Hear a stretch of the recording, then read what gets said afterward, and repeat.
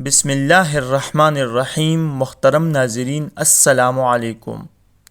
ناظرین، قریش نے جب دیکھا کہ مسلمان ایک ایک کر کے سب نکل گئے اور مدینہ میں معقول تعداد مسلمانوں کی فراہم و مہیا ہو چکی تھی جس کی طاقت اور خطرے سے انکار نہیں کیا جا سکتا، تو ان کو اپنی مستقبل کی فکر پیدا ہوئی اور ان کو نمایاں طور پر نظر آنے لگا کہ ہماری عزت اور حیات کی حفاظت اسی پر منحصر ہے کہ اسلام کا استحصال کلی طور پر کر دیا جائے، چونکہ مکہ سے حضور صلی اللہ علیہ وسلم کی جماعت کے تقریباً سب لوگ جا چکے تھے اور آپ صلی اللہ علیہ وسلم تنہا رہ گئے تھے، لہٰذا ان کے لیے اس فیصلے پر پہنچنا بہت ہی آسان تھا کہ اس سے دین کے بانی کا خاتمہ کر دینا نہایت ضروری ہے، اور اس کام میں غفلت کرنا خطرے سے خالی نہیں، کیونکہ اگر محمد صلی اللہ علیہ وسلم بھی مکہ سے نکل گئے اور مدینہ میں اپنی جماعت سے جا ملے تو پھر اس نئی مذہب کے خطرے کا مقابلہ کرنا دشوار ہوگا۔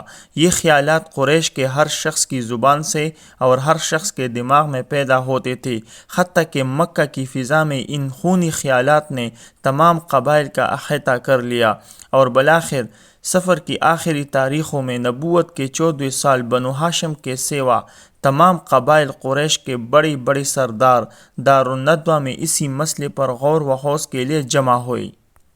ناظرین، ہماری پیاری نبی حضرت محمد صلی اللہ علیہ وآلہ وسلم کو اللہ تعالیٰ کی طرف سے ہجرت کا حکم مل گیا، تو آپ صلی اللہ علیہ وسلم ٹھیک دوپہر کے وقت، جب کہ سب لوگ اپنے گھروں میں موسم گرم کی دھوپ اور لو سے پناہ لینے کے لیے پوشیدہ ہوتے اور راستے آنے جانے والوں سے خالی ہوتے، حضرت ابو بکر صدیق رضی اللہ عنہ کے مکان پر پہنچے، چونکہ خلاف معمول دوپہر کے وقت تشریف لے گئے، لہٰذا حضرت ابو بکر صدیق رضی اللہ تعالیٰ عنہ کو فوراً شبہ ہوا کہ ضرور ہجرت کا حکم نازل ہو گیا ہے۔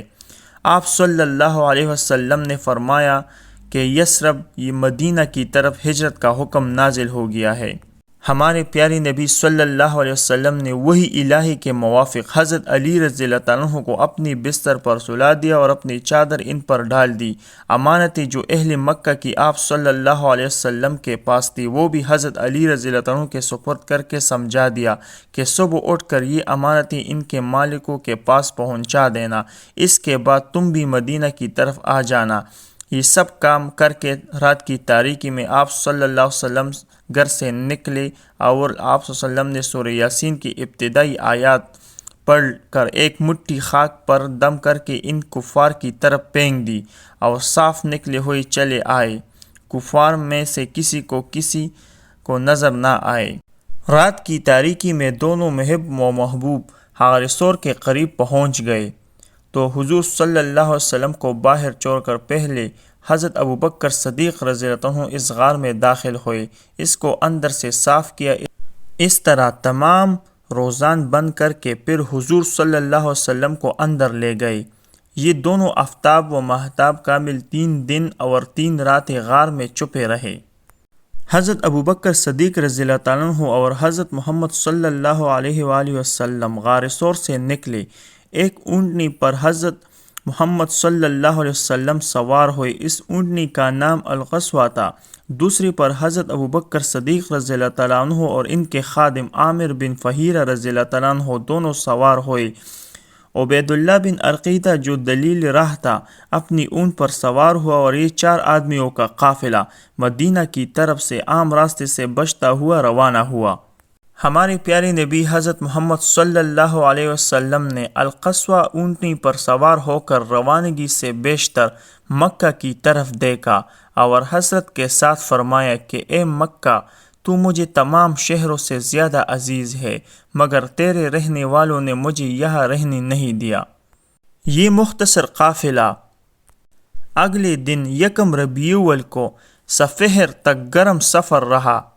سفہر کے قریب خیمہ معبد پر پہنچے۔ یہ بوڑھی عورت قوم خزاع سے تھی اور مسافروں کو پانی وغیرہ پلا دیتی تھی۔ یہاں پر آپ صلی اللہ علیہ وسلم نے بکری کا دودھ پی کر اور تھوڑی دیر آرام فرما کر پھر روانگی کا حکم دیا۔ حضرت زبیر بن عوام رضی اللہ تعالیٰ عنہ شام کے سفر سے تجارتی قافلے لیے ہوئے مکہ کو واپس آتے ہوئے ملے۔ زبیر بن عوام رضی اللہ عنہ نے آپ صلی اللہ علیہ وسلم کی خدمت میں کپڑے یعنی لباس پیش کیا کہ میں بھی مکہ پہنچ کر جلد مدینہ پہنچتا ہوں۔ اس سفر میں جہاں جہاں لوگ ملتے تھے حضرت ابوبکر صدیق رضی اللہ عنہ کو پہچان لیتے تھے، کیونکہ تجارت و پیشہ ہونے کے سبب اکثر آتے جاتے رہتے تھے، لیکن حضور صلی اللہ علیہ وسلم سے لوگ واقف نہ تھے، اس لیے وہ حضرت ابوبکر صدیق رضی اللہ عنہ سے دریافت کرنے تھے کہ یہ کون ہے جو تمہارے آگے آگے جا رہے ہیں۔ حضرت ابوبکر صدیق رضی اللہ عنہ جواب دیتے کہ یہ میرا رہبر و ہادی طریق ہے۔ ناظرین، 8 روز کے سفر کے بعد حضور صلی اللہ علیہ وسلم 7 ربیع الاول کو دوپہر کے وقت قباء کے قریب پہنچے۔ قباء مدینہ سے چند میل کے فاصلے پر ہے اور وہ مدینہ کے ایک محلہ ہی سمجھا جاتا تھا۔ وہاں قبیلہ بنی عمرو بن عوف کے لوگ بکثرت آباد تھے اور روشنی اسلام سے منور ہو چکے تھے۔ یہاں پر سب لوگوں نے آپ صلی اللہ علیہ وآلہ وسلم کا پرجوش طریقے سے استقبال کیا۔ آپ صلی اللہ علیہ وآلہ وسلم قباء میں دوشنبہ کے روز داخل ہوئے اور جمعہ تک یہی مقیم رہے۔